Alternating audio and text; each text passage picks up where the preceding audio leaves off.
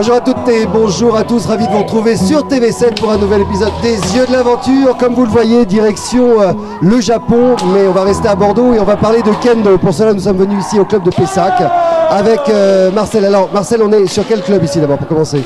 Donc c'est le club municipal de la ville de Pessac. Donc c'est un club qui a été ouvert il y a 12 ans, qui est très bien soutenu par la mairie, puisque vous avez vu, il y a beaucoup de monde, beaucoup de réussite. Et c'est vrai qu'aujourd'hui, on est accueilli à merveille par Pessac. Donc alors, comment... j'aime Pessac. Tu aimes Pessac. Comment on appelle les pratiquants de kendo? Alors il y a deux termes, il y a kendoka, ça c'est par rapport au judoka et kidoka, mais généralement entre nous on dit kenshi, c'est ceux qui pratiquent l'art du sabre. Voilà.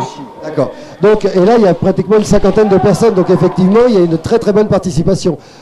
Alors, on a bien évidemment, vous allez voir ça en image tout à l'heure, participé à l'entraînement. On n'a pas été plus loin que l'entraînement, j'ai payé de ma personne au niveau du pied, avec la peau qui est partie. Alors il paraît que ça, on me disait en coulisses, le doc tout à l'heure me disait que c'est preuve d'un entraînement assidu. Absolument, oui, oui. Peut-être d'une petite fragilité, mais...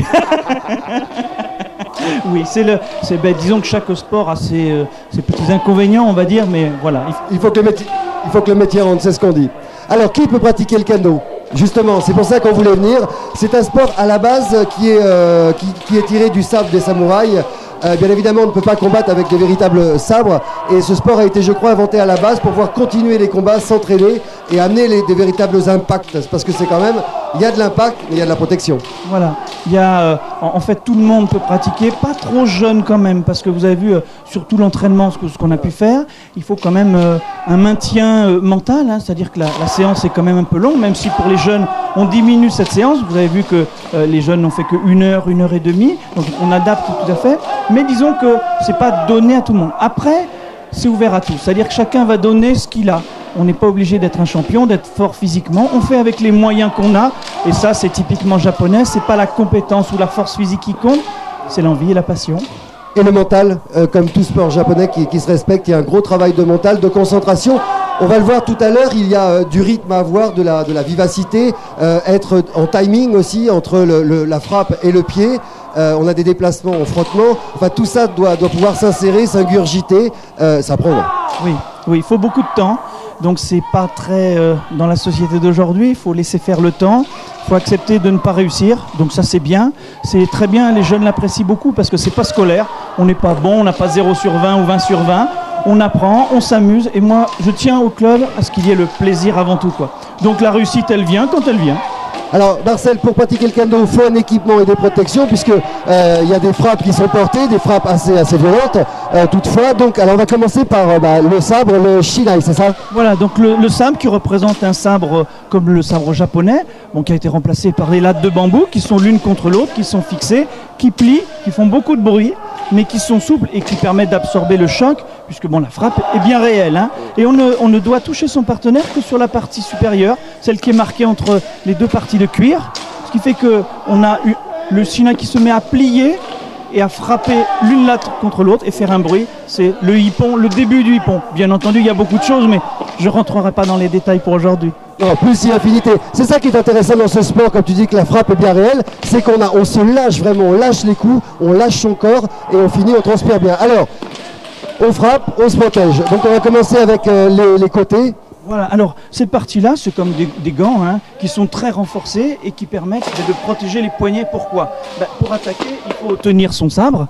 On le tient avec quoi? Avec les mains. Donc si on coupe les mains, il n'y a plus de sabre, il n'y a plus d'attaque. Donc l'un des premiers points, le fameux hippon au sens japonais, c'est de couper les mains. Alors couper, disons que c'est toucher l'endroit. Voilà. D'accord. Alors ensuite, je vais te prendre les côtés. Ensuite, couper le corps, je crois. Voilà, bien entendu, pour tenir ce sabre avec les mains elles sont bien fixées sur un buste. Si on coupe le buste, alors ça reste une image, si on touche le buste, eh bien, on va couper le bonhomme. Donc on a une partie qui est ici, qui est bien protégée et qui doit être touchée, mais alors là, toujours avec la partie extrême du shinai, celle qu'on a montrée tout à l'heure. Et la troisième et dernière partie, c'est la tête, voilà. avec le men, c'est ça? Donc men, c'est la tête en japonais, et on vient sur la partie supérieure. Bien évidemment, on a dit qu'il fallait tenir un shinai avec le corps, mais on a bien dit dès le début qu'il fallait réfléchir, qu'il fallait avoir une stratégie, qu'il fallait décider, commander ses muscles. C'est la tête. Si on coupe la tête, eh bien, il n'y a plus de personnalité. La petite différence par rapport à l'escrime occidental, puisqu'on nous compare un peu toujours, c'est qu'au Japon, il n'y a pas de demi-mesure, c'est-à-dire il n'y a pas le premier sein. c'est qu'au Japon, eh bien, on supprime ce qui a été l'offense. Voilà, donc les choses vont alors vraiment au maximum, à l'essentiel. On peut aller regarder tous les arts japonais qui vont à l'essentiel et ils épurent. Et ça, c'est très intéressant. Alors, si on regarde bien ce masque, il y a une dernière frappe. On a une petite protection ici. Je crois que c'est la seule frappe au piqué qui est au niveau du kendo. Oui, c'est la frappe. Eh ben, la tête, en fait, elle a besoin d'oxygène. Bien entendu, si on coupe la pompe à oxygène, eh bien, il n'y a plus d'être humain. Donc, c'était une partie très protégée.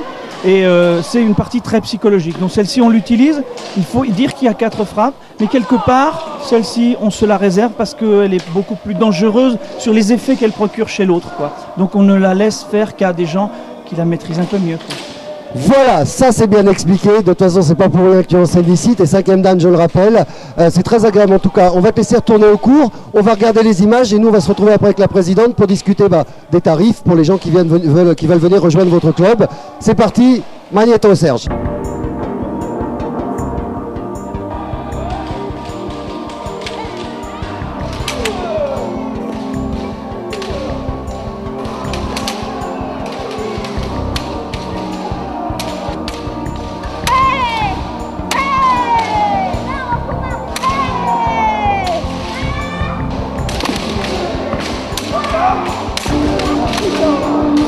Le partenaire doit être proche. Là. Là, je vois. D'accord, il faut la frapper ça. Bien. Bien déconcentré, bien détendu.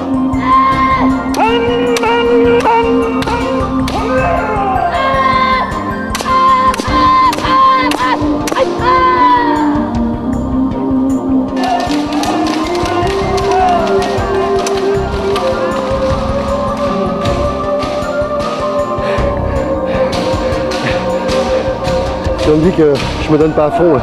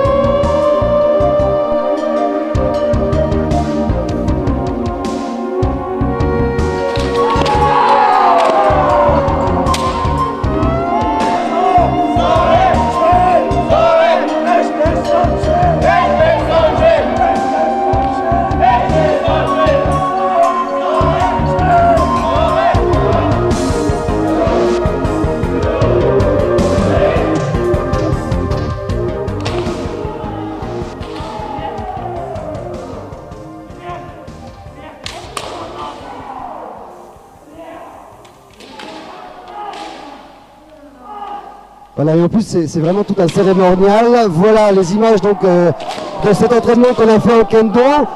C'est Jacqueline qui nous rejoint, qui sort juste du combat, alors présidente de cette association et pratiquante. Ça c'est important. C'est une véritable passion, Jacqueline, pour vous? Oui, depuis pas mal d'années maintenant. Donc c'est une passion familiale puisque mon mari et mon fils pratiquent. Et donc voilà, nous avons créé ce club où nous sommes 50 pratiquants. Donc voilà, c'est très agréable, c'est dire une joie de chaque instant, puisque bon, les pratiquants sont eux aussi très dynamiques et très volontaires. On sent de toute façon, on sent un grand professionnalisme, c'est vrai, on sent une ambiance qui est très chaleureuse, qui est très chaude, tout en restant très pratiquante des arts martiaux. Tout en restant dans la symbolique, dans le dynamisme. En tout cas, c'est très agréable. J'espère que grâce à nous, franchement, vous aurez beaucoup plus de monde, si c'est ce que vous souhaitez. On va parler juste pour nos téléspectateurs, qui ont vu un petit peu tout ça, des tarifs. D'abord, pour venir pratiquer le kendo. Alors, comment ça se passe? Il y a une licence, il y a une à l'année? Parce que nous dépendons de la FFJDA, donc la licence est de 30 € à l'année, et la cotisation club est de 92 € à l'année. Une fortune, quoi. Voilà. Ça coûte très cher. La tenue, donc les protections sont prêtées par le club. Voilà, bon après si les gens veulent investir, ils investissent.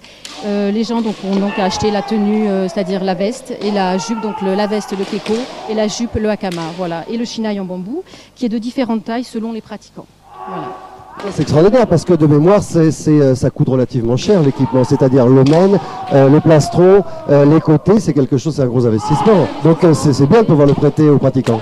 Bah, c'est-à-dire que bon, on est tout à fait bénévole, hein, donc Marcel est bénévole, donc ce qui permet d'investir dans du matériel, dans le transport. On essaie aussi, la mairie de Pessac nous aide beaucoup, puisque au niveau des transports, des compétitions, nous sommes prise en charge assez fortement. Donc ce qui fait qu'on peut investir dans du matériel. Ce qui est intéressant évidemment, tous ces jeunes peuvent venir pratiquer sans avoir à investir, même les plus grands, enfin les adultes, peuvent venir sans avoir à investir dans une armure. Et l'akama, c'est quelque chose qui coûte cher? L'akama, c'est ça? Je sais qu'il y en a à tous les prix. Hein. Voilà, il y en a à tous les prix. Bon, les premiers en tergal sont aux alentours de 50 € à peu près. La veste, on peut mettre une veste de judo si on a pratiqué, ou de karaté, si on a pratiqué un autre art martial. Voilà, donc ça reste quand même assez raisonnable. Je dirais, la tenue, c'est un peu plus cher qu'une tenue de judo, mais bon, pas plus cher qu'une tenue de tennis. Alors, les cours se passent le lundi à 19h30 jusqu'à 21h30 pour ceux qui vont jusqu'au bout de l'entraînement, et le samedi, je crois. Le samedi matin, donc de 10h30 à 12h30. En tout cas, super Jacqueline, franchement merci. Merci à Marcel, merci à tous les pratiquants qui se sont prêtés au jeu aussi, parce que je connaissais pas, je me suis mêlé à eux. On a senti, ils ont tout de suite accepté, corrigé, amené chacun leurs petits détails pendant que Marcel, donc le sensei, donnait toutes les consignes d'entraînement. Je vous souhaite longue vie au club. Merci, bravo à la mairie de Pessac en tout cas, et d'avoir beaucoup de monde. Et si je peux, promis, je reviendrai vous voir, ça c'est sûr. On se donne rendez-vous la semaine prochaine pour les prochaines tribulations des pirates, toujours sur TV7 bien sûr. On vous embrasse. Ciao, ciao, ciao, ciao.